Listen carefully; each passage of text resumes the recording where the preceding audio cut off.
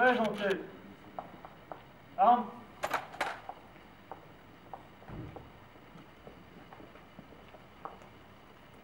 Groupement de gendarmerie départementale rassemblés. Aujourd'hui, au mois de février, les militaires de la gendarmerie morts dans l'accomplissement de leur devoir. Au cours de l'année 2014, 3 gendarmes ont perdu la vie. Le garde Sylvain Tizy, de l'escadron motocycliste de la garde républicaine. Le gendarme Christophe Dalle, de la brigade motorisée de Montier. Et l'adjudant-chef Éric Champin, du peloton de surveillance et d'intervention de la gendarmerie de Châteaubriand. À leurs familles, à leurs proches et à leurs camarades, je veux dire toute ma compassion et tout mon soutien.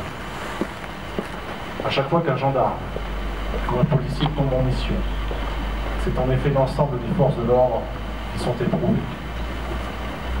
Au même instant, dans tous les départements de France, en présence des autorités civiles, judiciaires et militaires, un temps de recueillement est observé pour rendre un hommage solennel à la mémoire de vos camarades.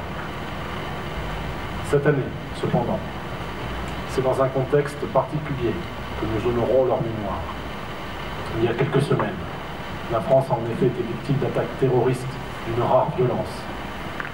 17 de nos compatriotes sont morts, parmi lesquels 2 policiers nationaux et une jeune policière municipale, tués alors qu'ils accomplissaient leur mission de protection des Français. Je voudrais rendre hommage à l'ensemble des forces de l'ordre et à leur mobilisation exemplaire pour neutraliser les terroristes et garantir la sécurité de nos concitoyens. Je pense tout particulièrement aux gendarmes du GIGN et aux policiers du RAID et de la BRI qui ont mené avec succès les assauts de Darmartin en Rouelle et de la porte de Vincennes. Grâce à eux, grâce à leur courage et à leur efficacité, la vie d'autres personnes a pu être épargnée.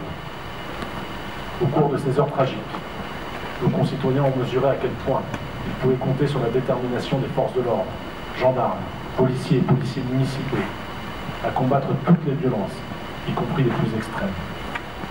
Si la France a tenu bon dans l'épreuve, c'est en effet grâce à l'engagement admirable des forces de sécurité qui protègent les Français en toutes circonstances, au quotidien, comme face aux événements exceptionnels.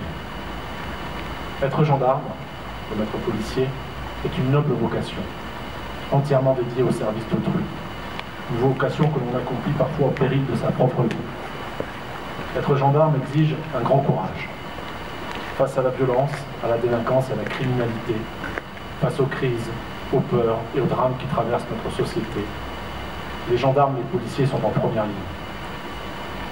À chacune de leurs patrouilles, à chaque fois qu'ils interviennent ou qu'ils se portent au secours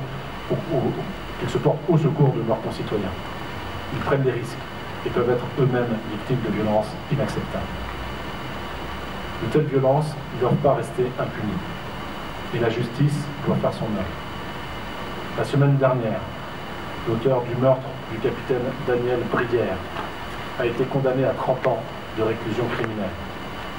Le procès qui se tient en ce moment, suite au drame de Colobrières, au cours duquel, en juin 2012, l'adjudante Alicia Champlon et la maréchale du logis-chef Audrey Berthaud ont perdu la vie, nous rappelle que l'engagement des forces de l'ordre peut aller jusqu'au sacrifice ultime. Aux gendarmes et aux policiers, je veux dire que nous savons ce que nous leur donnons. La République sera éternellement reconnaissante à celles et ceux qui la servent avec abnégation et dans l'honneur.